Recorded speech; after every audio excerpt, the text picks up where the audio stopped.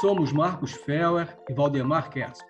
Coordenamos o projeto de aliado do Keren Lediduta aqui no Brasil. O Keren Lediduta é uma ONG israelense que oferece benefícios adicionais quem tem aliá aprovada pela Agência Judaica. Está pensando em aliar? Fale conosco. Hoje vamos mostrar nossa conversa com a Oxéria, uma conversa muito legal sobre a parte jurídica dos contratos de aluguel. O nosso Café com o Keren é publicado em nosso canal do Facebook e do YouTube. Veja lá todos os temas que a gente já fez. Assista aqueles que são do seu interesse. Aproveite para nos acompanhar nas redes sociais. Além do Facebook e do YouTube, temos o Instagram também. Basta procurar por Keren Leyedidut Brasil. Os contatos serão disponibilizados em nosso grupo de WhatsApp. Um bom café para vocês. Oi, Marcos. Oi, Oxéria. Tudo bem? Como vocês estão? Oi, Oxéria. Tudo Olá. bem?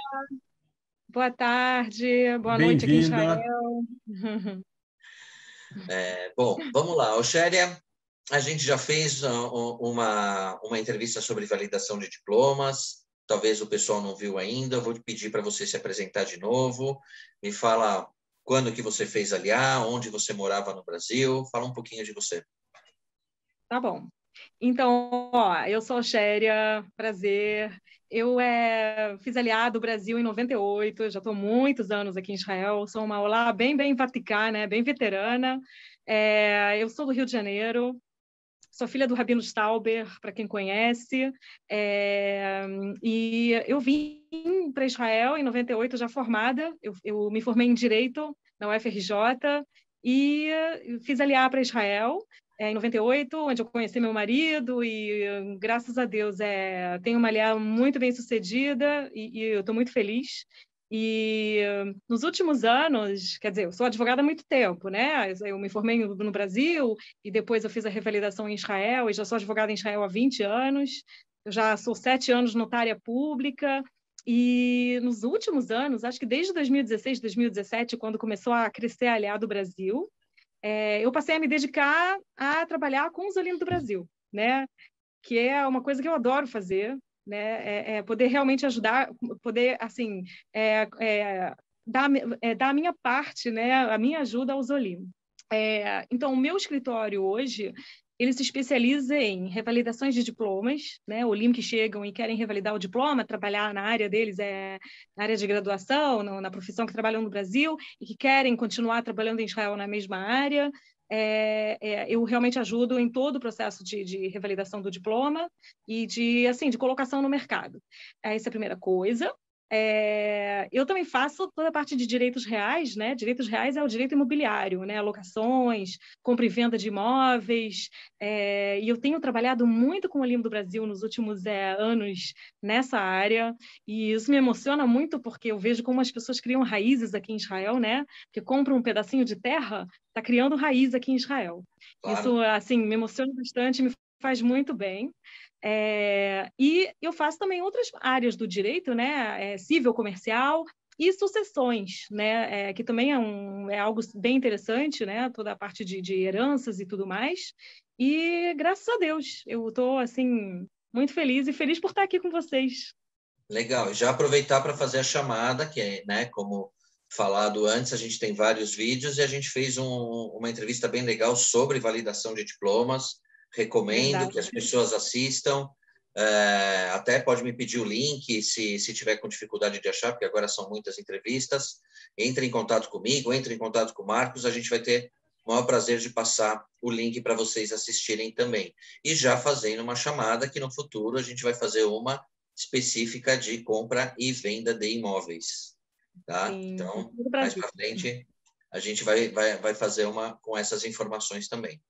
Hoje a gente vai falar sobre contratos de aluguel, tá?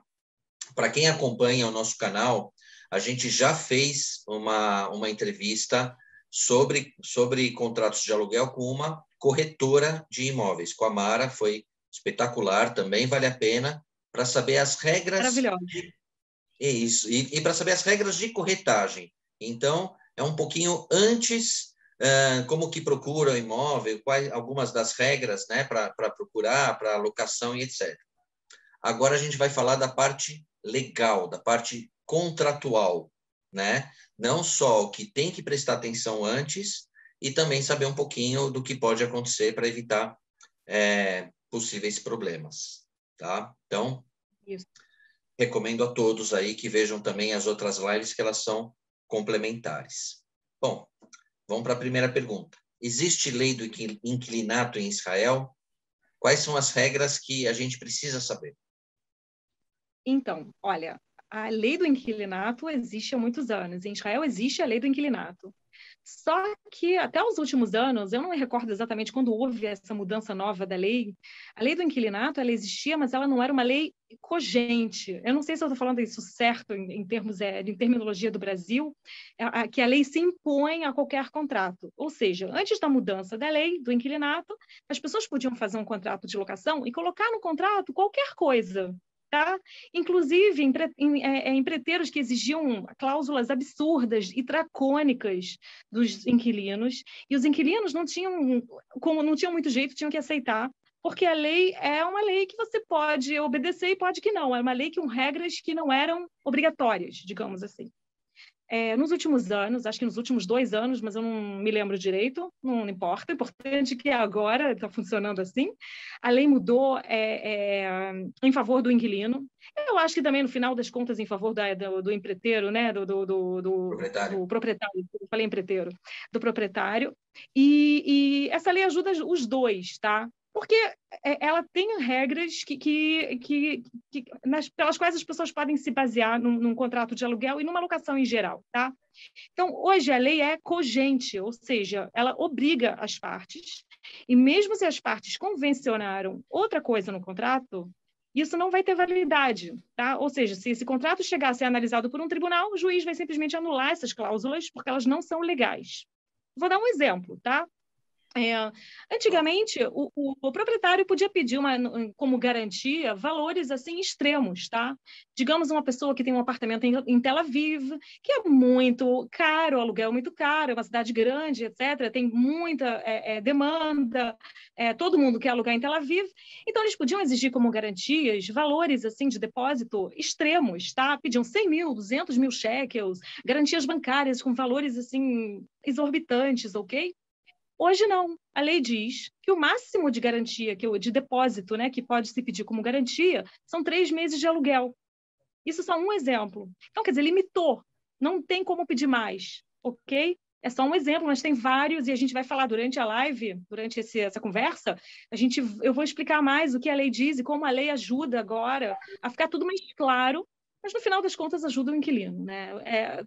As coisas ficam muito mais justas. Sim, com certeza. E você recomenda, na hora de contratar, fazer um contrato de aluguel, contratar um advogado? Isso costuma ter algum custo, alguma coisa? Então, olha, eu sou advogada, né? Então, claro que eu acho interessante consultar um advogado, mas agora falando sério, me desligando do meu papel de advogada, tá? E para realmente poder dar informações corretas. Uhum. Eu não vejo obrigação de contratar o advogado, tá? É claro que é possível assinar um contrato de aluguel sem advogado. É diferente, por exemplo, de um contrato de compra e venda, que não tem como, né? O advogado é imprescindível, tá? Num contrato de locação, não, até porque esse contrato não é registrado em lugar nenhum, é um contrato escrito, né? Pelas duas partes, aceito, assinado, e acabou a história, tá? O único lugar que é preciso mostrar esse contrato seria, né, na companhia de luz, na prefeitura, quer dizer, não há um registro oficial. Então, não precisa de advogado obrigatoriamente, mas é claro que é recomendável que um advogado, ou pelo menos uma pessoa que entenda um pouco das regras, leia, principalmente para o Olê, né? O Olê chega em Israel, não sabe hebraico, o contrato é em hebraico, ele coloca no Google Tradutor, nem tudo está muito claro, nem tudo ele entende, e nem tudo quer dizer, ele nem sempre pode saber se as regras são certas, né? Se o que está escrito ali é de acordo com a lei, se o que está escrito ali é assim que tem que ser, o que ele pode negociar, o que ele não pode negociar, e etc. Então, claro que é recomendável, mas não é obrigatório. Tem muitos Olim que não contratam advogados e sim se aconselham com amigos, com pessoas mais experientes, e tudo bem, né? Até porque nós falamos que o contrato ele é para ficar na gaveta, né? Quer dizer, se as duas partes, inquilino e proprietário, são pessoas boas, de boa índole, né? O contrato fica na gaveta e as pessoas se ajudam e conseguem ter uma locação mais assim tranquila, né? O advogado ele serve para os casos que não, né? Para os casos que o proprietário não é uma pessoa legal, ou que o inquilino, né, também pode acabar não pagando ou não cumprindo com as suas obrigações, né, que também acontece. Ok? Então, no bottom line, é recomendável ter um advogado, não é obrigatório, não. E quais são as garantias, normalmente, que o proprietário exige do inquilino na hora que vai fazer? Fiador, cheque já pré-datado? Como que costuma acontecer essa parte? Então, pois é, essa parte das garantias, ela era, como eu te falei, antes da mudança da lei, isso era muito aberto, assim. Tem as garantias de praxe, mas às vezes tinha proprietários que exageravam, assim, nas exigências. Eu até entendo, porque a pessoa, na verdade, você tem um apartamento, você está colocando uma pessoa estranha, uma família estranha dentro da sua casa, e você quer ter certeza que vão cuidar bem da casa, que vão pagar e que, no final das contas, que vão sair também no tempo certo, né? Então, quer dizer, a garantia faz sentido, só que a garantia tem que ser algo balanceado, tem que ser algo que não seja exagerado, né? Então, assim, de praxe, tá? E de acordo com a lei, as garantias são várias, elas podem ser juntas, pode ser uma, podem ser algumas mescladas, tá? Isso de acordo com a negociação. Ok? Normalmente costuma-se pedir fiadores, tá? 1 ou 2. O Limo tem muita dificuldade de trazer fiadores para fins de locação, né? Porque não tem família aqui, é complicado, né? Então, muitas vezes, o que eu sugiro para os Olimos é substituir o fiador por outras garantias, né? Para o proprietário ficar tranquilo, né? Dar mais uma garantia alternativa e deixa o fiador de lado, tá? Mas é claro que se puder trazer 1 ou 2 fiadores é legal.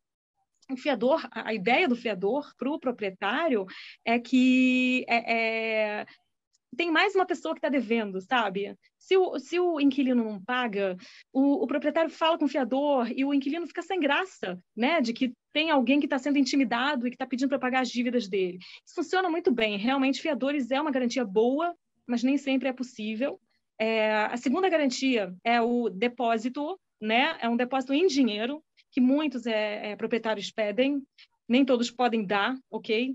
E é tudo questão de negociação, questão de onde fica o apartamento, se é caro, se é barato, tá? Em que cidade que se tem muitos outros inquilinos na fila ou não, mas muitos pedem depósito em dinheiro. Hoje a lei limita o depósito até 3 meses, tá? De aluguel, não pode ser mais do que isso. O depósito pode ser feito ou mediante uma garantia bancária, né? Que é uma garantia que o banco dá, mas é um depósito para todos os fins, ou um depósito mesmo, né? Você deposita um valor na conta bancária do proprietário e ele te devolve esse valor no final, tá? E a terceira garantia que existe, que é muito usada, é uma nota promissória, o que chamamos em hebraico de starhov, né? É um papel, na verdade, não é um desembolso de dinheiro, mas é um papel no qual o inquilino assina que ele se obriga a pagar um valor, né? E esse papel ele é vinculado ao contrato, ou seja, se houver alguma quebra de contrato, quer dizer, se o inquilino não cumprir com as suas obrigações, o proprietário pode, depois de um aviso prévio, usar essa nota promissória, executar a nota promissória, tá? Como se fosse um processo de execução, ok? O valor ali não é limitado, pode ser qualquer valor, porque não é um valor que o inquilino está desembolsando, não vai sair do bolso, é só um papel.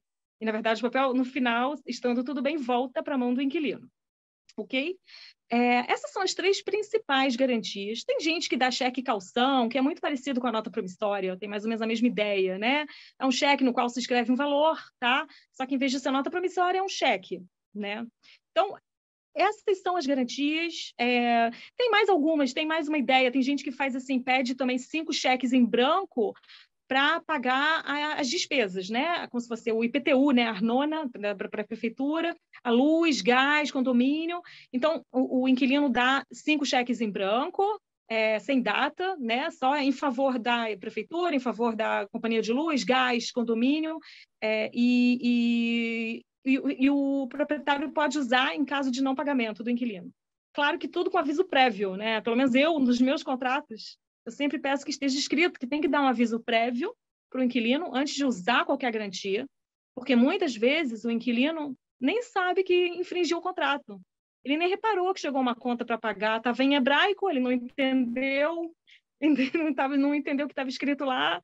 Sabe como é que é? Ou um condomínio pediu para pagar a dívida, só que ele não sabia que era o condomínio, quem era, que está no condomínio. Então, quer dizer, é interessante para a Olim, principalmente, que o proprietário dê um aviso prévio: olha, você está devendo, tá? Se você não pagar em 7 dias, eu vou usar as garantias, né? Para dar uma chance para o olê poder, né, assim, entrosar e entender o que está acontecendo. Então, são essas as garantias, podem ser usadas juntas ou separadas. Normalmente usa-se 2 de todas essas alternativas. Até deixar claro que cheque em branco em Israel é comum. Aqui no Brasil, o pessoal, né, fica de... Eu não, mas acho que o pessoal fica de cabelo em pé. Eles ficam assustados. Mas é normal e pode confiar, né? É confiável, é comum, é uma prática comum em Israel. Fica guardado, fica depositado na mão do proprietário. Muitas vezes, quando tem advogado no meio, fica na mão do advogado, em fidúcia, assim, né? Guardado. E aí o inquilino fica mais tranquilo. Mas nem sempre tem advogado, então fica na mão do proprietário. E no contrato está escrito que eles têm que devolver, né? Então ele não vai poder usar esses cheques assim. Tem um documento regendo esses cheques e todas as outras garantias, né? Claro, claro. Bom, caso eu aluguei um apartamento por 1 ano e passou 6 meses, eu quero sair, né? Antes de acabar o contrato. Eu posso fazer isso? Tem multa? Aqui no Brasil você paga multa, resolvido, mas como que é isso em Israel? Olha, em Israel é completamente diferente, tá? Os contratos de locação normalmente são de 12 meses, é o mínimo, para não ser considerado temporada, tá? Para ser considerado contrato mesmo, para moradia. Inclusive porque as prefeituras, para poderem colocar o IPTU, né, a Arnona, que chama aqui em Israel, IPTU, que é equivalente ao IPTU, para poder colocar no nome do inquilino, para ele pagar as contas, o contrato tem que ter no mínimo 12 meses. Então, é o mínimo, tá? E muita gente fica assustada, os meus clientes, 12 meses é muito tempo. As pessoas não entendem que aqui em Israel o tempo voa, tá? 12 meses passam rapidinho, então é suficiente e é bastante tempo para se acostumar ao lugar, à casa e etc. Normalmente as pessoas renovam para mais 12 meses e não querem sair antes. Mas é claro que acontece, né? Acontece das pessoas quererem sair por N motivos, né? E isso é muito complicado. A princípio, o inquilino não pode sair no meio, ele se obriga a pagar o aluguel para o tempo que ele se comprometeu. No caso, 12 meses, ele tem que pagar por 12 meses. Claro que mês a mês, né? São dados 12 cheques, né? Pré-datados. Aqui em Israel não se pode depositar um cheque pré-datado antes da data, né? É assim que se paga o aluguel, normalmente, tá?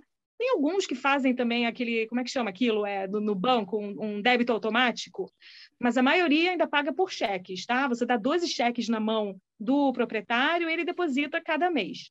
Então, ele está com seus cheques na mão. Você quer sair antes, ele vai continuar depositando. O contrato diz isso, né? Que você tem que pagar o aluguel até o final. Se quiser sair, sai, mas a multa é o pagamento total. Mas existe sim uma saída, tá? E eu recomendo muito escrever isso nos contratos, pedir para que isso esteja escrito no contrato, que se o inquilino quiser sair antes do tempo, ele simplesmente tem que providenciar um outro inquilino em seu lugar.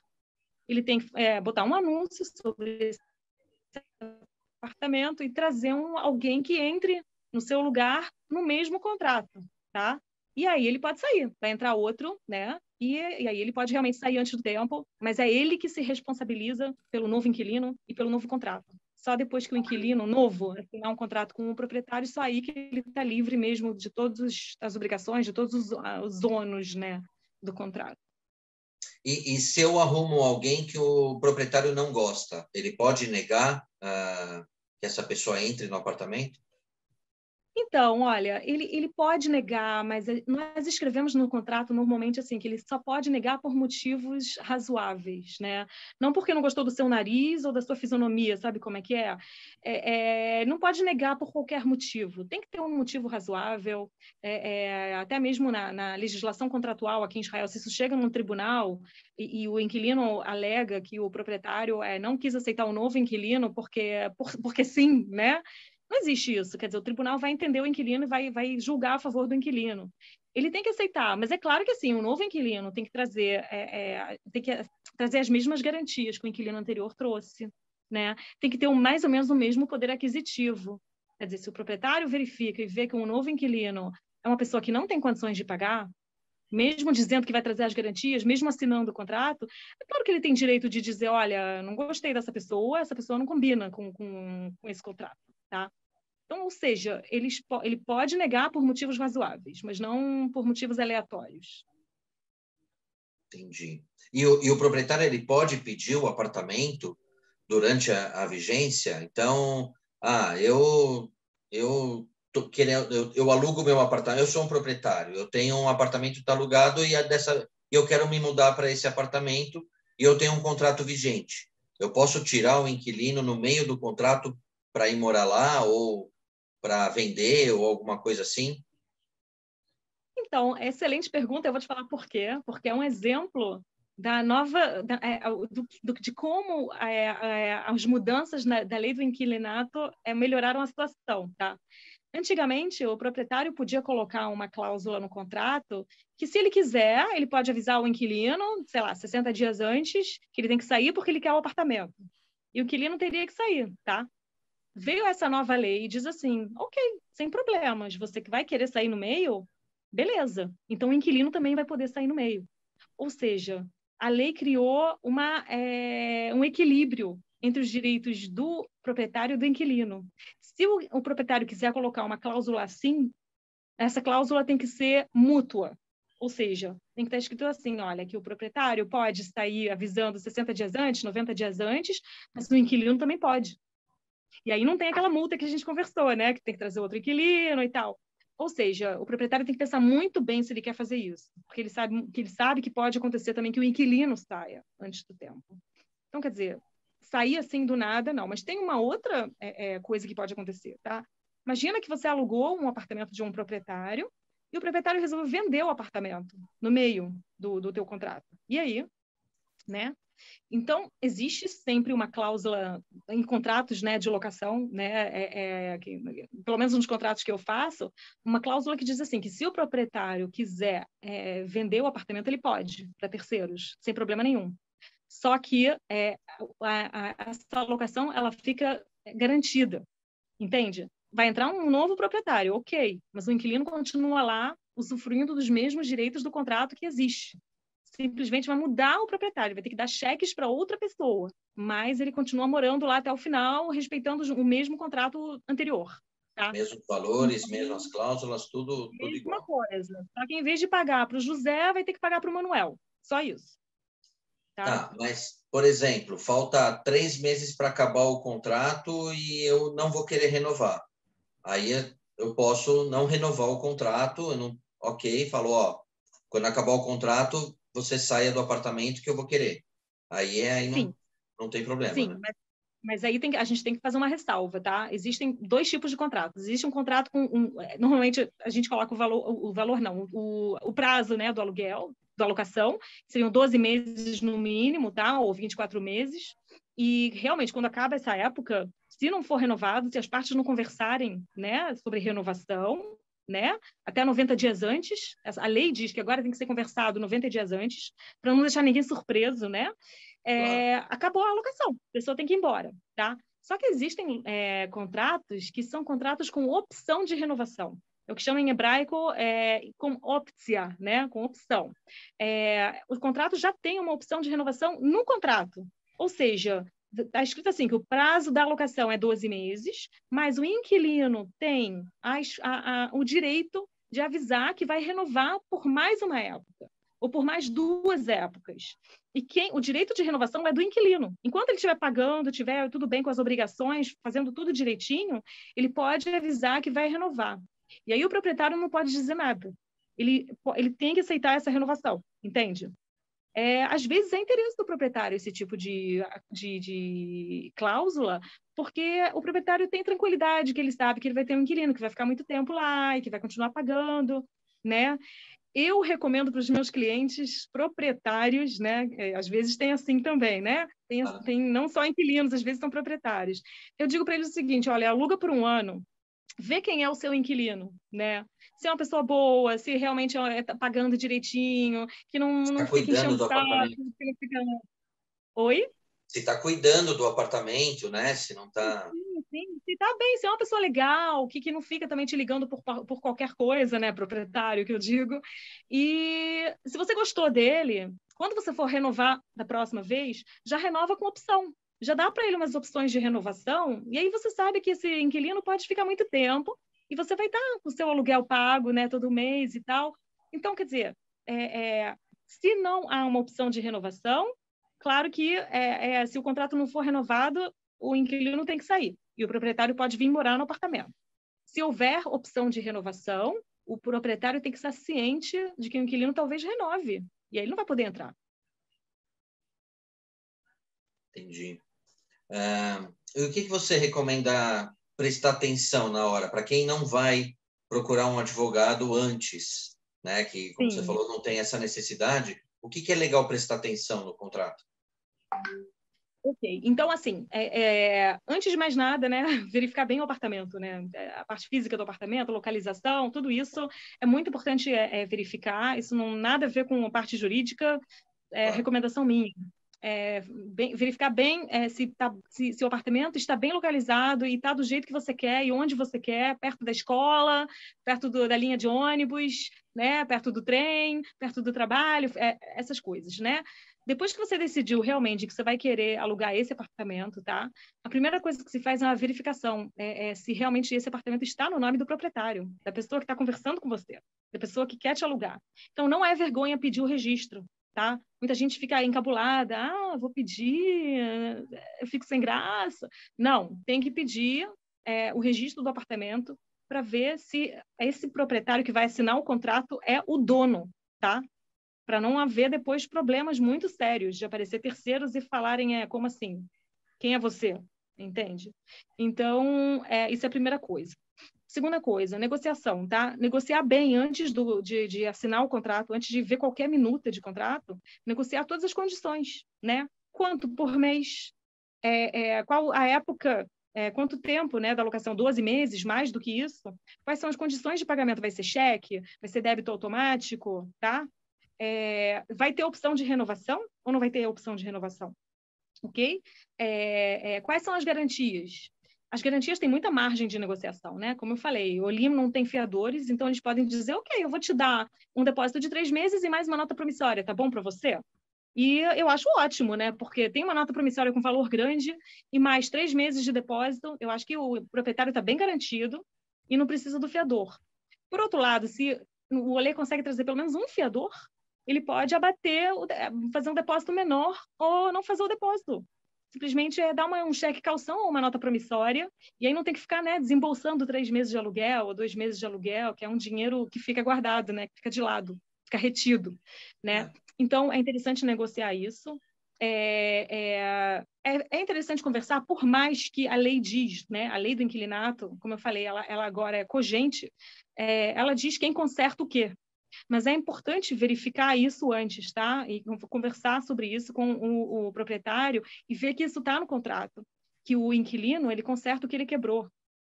Ele não conserta tudo, né? Muitos tentam colocar no contrato que o inquilino conserta tudo. Isso é contra a lei, tá? Então, o inquilino conserta o que ele quebrou e o proprietário conserta, como é que a gente chama isso? Danos estruturais. A estrutura do imóvel. E essa estrutura do imóvel e danos provenientes de desgaste natural, tá? Claro que em um imóvel, né, muita coisa desgasta naturalmente e não foi culpa do inquilino. Então, isso é o proprietário que vai ter que consertar. Existem contratos, né, que realmente é comum, que os proprietários pedem sim que o inquilino, por exemplo, conserte os aparatos elétricos, né? Tipo assim, ar-condicionado, máquina de lavar, essas coisas. E realmente, assim, se o inquilino concorda, é algo que é possível colocar, tá?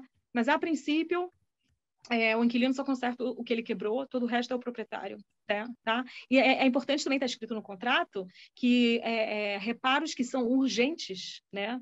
E o que são reparos urgentes? São reparos que atrapalham a moradia razoável do inquilino no apartamento. Então, reparos razoáveis têm que ser consertados em 48 horas, ok? Então, essas coisas têm que prestar atenção, que tem que estar no contrato para não dar margem a desavenças depois. Ok? A maior parte das brigas entre as partes são por causa disso, né? Da manutenção do apartamento, dos reparos que o proprietário não quer fazer, ou que não fez direito, né? Então, Aí tem que estar muito bem.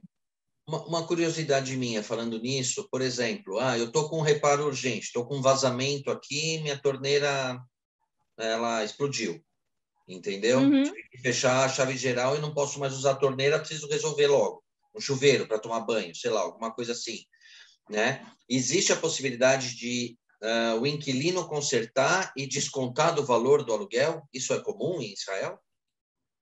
Sim, existe. Muitas vezes as pessoas acabam fazendo isso, né? Acabam conversando, quer dizer, muitas vezes o proprietário diz, olha, eu estou sem tempo, não posso, não tenho alguém, chama alguém e desconta, ou chama alguém e eu te pago. Mas eu gosto que isso esteja escrito no contrato, tá? É algo que eu acho interessante colocar. Tipo assim, se o proprietário não consertar em 48 horas, tá? O inquilino vai consertar e vai cobrar do proprietário, né? Mas eu gosto de escrever isso, de entrar em miúdos, principalmente nessas coisas do dia a dia, né? Porque esses são os grandes problemas, entendeu? As Sim. garantias, tudo bem, elas ficam guardadinhas de lado e depois voltam. Mas os problemas do dia a dia, que as pessoas se aborrecem, sabe? Por causa desse tipo de coisa. Então, quer dizer, isso é interessante ficar muito bem escrito. Quem conserta o quê? O que é urgente, o que não é urgente. E se o proprietário não conserta em tempo, o inquilino vai consertar e vai cobrar do proprietário, ou descontar do aluguel. É meio complicado, né? Descontar do aluguel porque ele deu um cheque, né? O cheque é do valor total do aluguel. O cheque já Então, tá colocado lá. o cheque já está. Pois é. Então, o proprietário vai ter que pagar, ele vai ter que cobrar do proprietário, ou no final eles vão ter que fazer algum tipo de contabilidade, tá? Mas é claro que a melhor maneira de se fazer isso é conversando com o proprietário, não consertar e depois avisar o proprietário, olha, chamei alguém, custou 500 shekels. Não é bem assim, né? É melhor conversar com o proprietário primeiro, falar, olha, chamei uma pessoa, vai custar X, se você quiser eu chamo mais uma, sabe? Para o proprietário estar ciente do que está acontecendo, né? Um pouquinho de bom senso faz bem nesses casos, né? Claro. Diálogo é a melhor solução, porque mesmo estando no contrato, muitas vezes as desavenças ocorrem por causa disso, né? De decisões tomadas assim repentinamente, isso não é uma boa ideia. Legal. Você comentou prazo mínimo de 12 meses, né? Normalmente é de 12 e 24. E dá para fazer de outro prazo? Vai, me vê uma coisa na cabeça. Eu tenho um curso em outra cidade que eu vou fazer por 1 ano e meio, por 18 meses, e eu quero alugar só por 18 meses e sair. Pode se fazer? Assim, tipo... Então, 18 meses não tem problema nenhum, porque é mais de 12, né? O problema dos 12 é a prefeitura, né? O proprietário prefere que o inquilino coloque o nome dele na prefeitura e pague o IPTU, que as contas cheguem no nome do inquilino. Porque se o inquilino deixar alguma dívida, não é dívida do proprietário, é dívida do inquilino e o proprietário não vai ser cobrado, né? Pela prefeitura. Então, é por isso que tem esses 12 meses de mínimo, tá? Então, 18 meses é mais de 12, não tem problema nenhum. O problema é com contratos de menos de 12, né? Que é o que a gente chama de contratos de temporada, tá? E esses contratos são possíveis, mas eles são um pouco diferentes, né? Em vários sentidos, mas também nessa parte de prefeitura e de pagamento de despesas, normalmente o que o proprietário faz, ele engloba no aluguel as despesas. Quer dizer, o aluguel, o valor da locação vai ser maior, porque vai estar incluído lá a luz, mais ou menos, né? Uma conta mais ou menos né? Uma média, e o IPTU, e o gás, e etc. E aí o inquilino não tem que pagar nada, só paga o aluguel, entendeu? É normalmente o que acontece em contratos de temporada, porque senão o proprietário vai ter que correr atrás do inquilino para cobrar essas coisas, e isso não é legal, né? Quer dizer, não é uma coisa que o proprietário gostaria de fazer, ok? É isso. E lembrando um parênteses importante, que o Ole Hadash tem isenção do Arnona, né? Pois é, tirou as palavras da Então, minha boca, eu ia falar isso. É interessante que o Olê coloque o nome dele, que eu coloque a Arnona no nome dele, porque ele tem, não sei se é isenção, mas ele tem um desconto muito grande, né? A partir do momento que ele é Olê Chega a Hadash... 90%. Chega a 90% Pois é, de desconto. pois é. Então, é um desconto muito significativo. Então, apresentando a Teudat Olê e tudo mais, o Olê vai pagar muito menos IPTU do que o proprietário, que é israelense, né? Então, claro que vale a pena fazer contratos de 12 meses para cima. E o contrato para a temporada é muito diferente? Tem regras diferentes ou são as mesmas regras, só muda esses detalhes de prefeitura? Então, se é para temporada de 10 meses, não muda muito não, tá? Agora, se for para temporada como o Airbnb, né, por exemplo, eles têm outros tipos de contratos, é um contrato mais comercial, né, como se fosse como se você estivesse indo para um hotel, tá? É diferente, né? E até porque inclui outros serviços e tal, é diferente. Mas o contrato de locação de, digamos, 10 meses, 8 meses, até mesmo 6 meses, é um contrato muito parecido, só que as despesas vão estar englobadas no aluguel, né? E normalmente, né? E eu acho que as garantias também não têm que ser tão duras, né? Elas podem ser mais flexíveis, porque é pouco tempo, entendeu? Ninguém pode pedir uma garantia bancária de 3 meses se você vai ficar 6 meses no apartamento. Ou 20 dias, né? Às É, vezes, tem muita gente que aluga um Airbnb só para chegar e procurar o apartamento definitivo, né? Então, muita gente faz isso. Aliás, é bem recomendável, já que você entrou nesse assunto, porque assim, eu sou muito receosa. As pessoas muitas vezes querem alugar um apartamento antes de aliar e veem o apartamento só por Zoom, né? Não veem o apartamento com os próprios olhos e chega aqui e acaba se decepcionando. E o contrato é de 12 meses, né? E aí é muito chato, porque não gostou do apartamento e não tem como sair, né? Tem que ficar procurando outro inquilino. Então, é uma boa ideia pegar um Airbnb no início para procurar com calma um outro apartamento, né? Então, e as garantias de um Airbnb, né? Normalmente é um cheque calção, nada mais do que isso. eu costumo falar, é muito difícil alugar um apartamento por foto a mais de 10 mil quilômetros de distância, né? Não é... Você não vai ver as fotos das coisas ruins do apartamento, as fotos só das coisas boas, né? Pode ter surpresa quando chegar. E não consegue ver as dimensões verdadeiras, né? Tudo parece muito grande.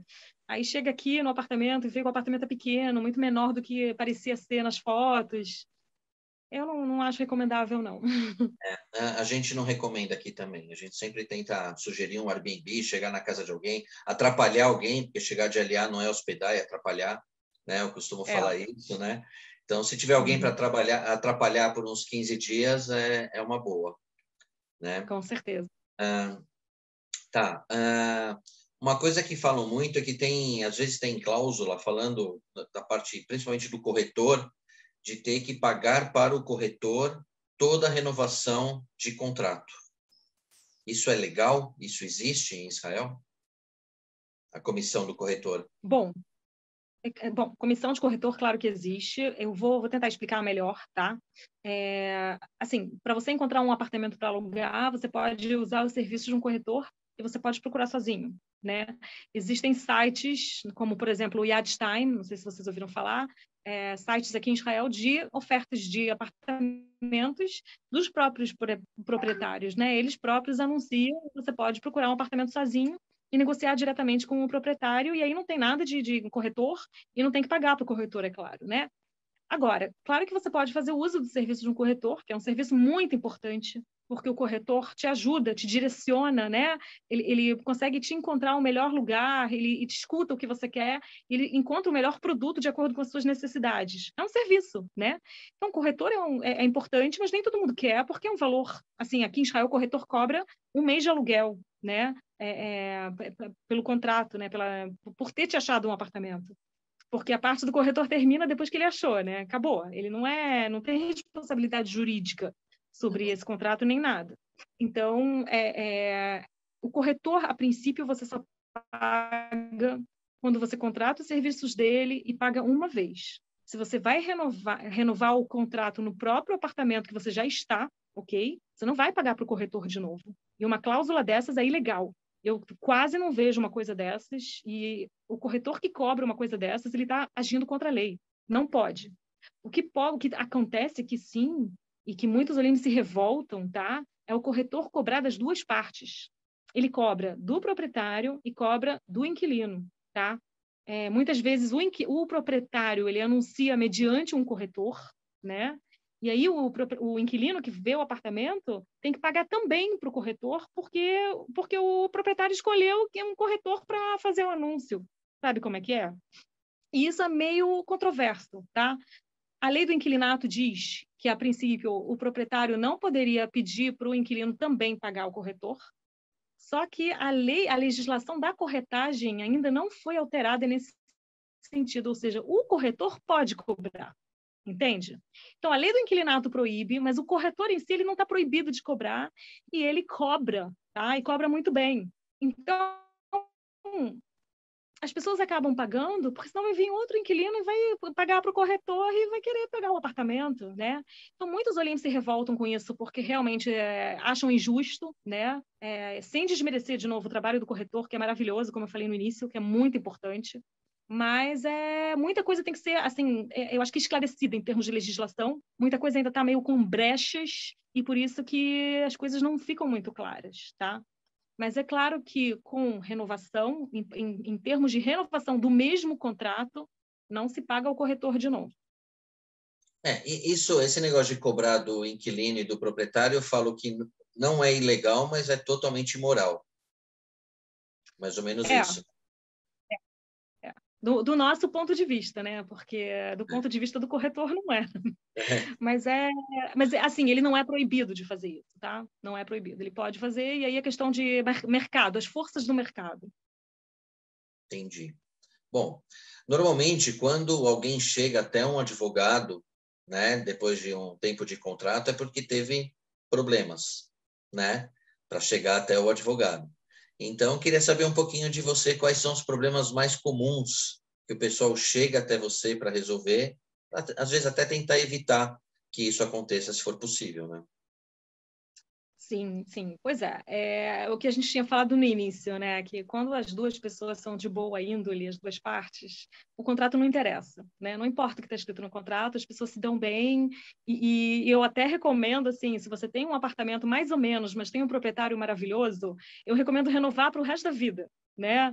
Porque é melhor ter um proprietário bom do que um apartamento bom, tá? Realmente, né? Não é o teu apartamento. Quando você for comprar é outra história, mas para morar de alocação, você tendo um proprietário bom, isso vale ouro, tá? Porque realmente tem inquilinos que têm um proprietário ruim, tá? Que realmente não conserta, ou conserta de maneira, assim, de maneira ruim, né? Não faz as coisas direito, ou em tempo, né? Por exemplo, você tem vazamentos e problemas no apartamento e o proprietário demora para te responder ou para mandar alguém, ou às vezes manda pessoas que não são competentes, maus profissionais, ok? E eu vejo muitos inquilinos, principalmente no inverno, né, em apartamentos que entra vazamento de chuva e esse tipo de coisa, e realmente isso causa desavenças entre proprietários e locatários, tá? Outra coisa que causa desavenças é na saída, quer dizer, quando termina a locação, e o inquilino, assim, ele quer ter as garantias de volta, né, com medo de que o proprietário use por algum motivo. A princípio, pela lei, tá, e pelo contrato também, o proprietário ele tem 60 dias para devolver as garantias. Porque ele quer ver que está tudo certinho, né, que não tem dano, que realmente pagou todas as contas.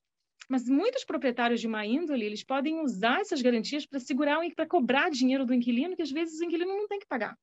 Ok? Eles procuram, né, a força, reparos no apartamento. Você quebrou aqui, você quebrou ali, eu vou te... Entendeu? E usam as garantias para cobrar reparos do inquilino que não são verdadeiros, que não foi o inquilino que fez, o que não era para ele pagar, tá? É por isso que, aproveitando, eu recomendo que antes de entrar em qualquer apartamento, né, alugado, tirar fotos de todo o apartamento, das paredes, dos quartos, das janelas, ok? Realmente para mostrar que, olha só, esse tipo de dano que estava aqui já existia, ok? Não fui eu que quebrei, isso aqui já estava, ok? E isso é mais fácil de provar depois na justiça, se precisar chegar na justiça, que não fui eu, tá? Não foi o inquilino, né? É claro que existem outras desavenças, né? O contrário, né? De parte do inquilino que não paga, inquilino que não cuidou bem, e etc, né? Mas isso aparece menos, tá? Quer dizer, realmente o Olim Hadashim do Brasil assim, 90% são excelentes inquilinos, e quando eles não deixam de fazer alguma coisa é porque não entenderam. O que eu estava falando daquele aviso prévio que tem que estar no contrato, porque muitas vezes as dívidas provêm de não conhecimento das leis ou da existência dessas cobranças, tá? Então, quando o proprietário está escrito no contrato que ele tem que avisar, né? Aí o inquilino né? Ele vê que está devendo e paga, tá? Mas assim, no bottom line, eu acho que em termos de locação são raras as vezes que as partes realmente têm que apelar para a justiça, tá? Eu sou muito a favor de chegar num acordo, mesmo em casos que o inquilino tem total razão, que o proprietário está realmente de má fé. Eu não acho que vale a pena entrar numa furada, né, de processo cível na justiça, ter que provar uma coisa ou outra. A justiça, ela demora, não demora como no Brasil, mas demora, né? E o inquilino vai ter que contratar um advogado. E, às vezes, o dano, sabe? O valor que o proprietário está exigindo, ele não chega aos valores de honorários de advogados, de taxas processuais. Eu não estou nem falando da saúde, né, da pessoa, né, da ansiedade e do nervosismo. Então, não são tipos de desavenças que são tão grandes que vale a pena apelar para a justiça. Salvo raras exceções, é claro, né? Claro que existem casos, né, que tem que ser na justiça. Como, por exemplo, se o proprietário usa uma das garantias, né? Pega uma garantia bancária de alguém e deposita, né? 3 meses de aluguel. Por quê? Como assim? Né? Esse tipo de coisa realmente tem que contestar, ou se depositou um cheque que não precisava, existe uma nota promissória, existe na justiça de execuções, existe um tipo de contestação que o inquilino pode fazer e alegar a sua parte, isso é resolvido bem rápido, né? Então, nesse tipo de coisa, sim, tudo tem que ser analisado, friamente. Legal. Não, porque são muitos detalhes, né? A gente tenta pegar um apanhado geral aqui, mas sempre está sobrando um detalhezinho ou outro, alguma informação a mais que é necessária, né? Bom, terminei todas as perguntas aqui, a gente falou bastante, foi muito legal, muito importante para o pessoal que está indo. Vejam a live de validação de diplomas, vejam a live com a Mara também, com a corretora, que está ótima, complementa um pouco do que a gente falou aqui. Tem até algumas perguntinhas que são as mesmas, aí a gente vê a visão da corretora, né, e da advogada. Eu acho isso bem, bem interessante. Agora um espaço para você se despedir do pessoal, Xéria, e até a próxima entrevista que a gente vai fazer. Legal. Então, foi um prazer. Espero ter dado bastante informação. Assim, claro que o que podemos falar aqui é bem geral, né? Qualquer informação específica, vocês estão convidados a me consultar. Eu estou aberta a perguntas e tal.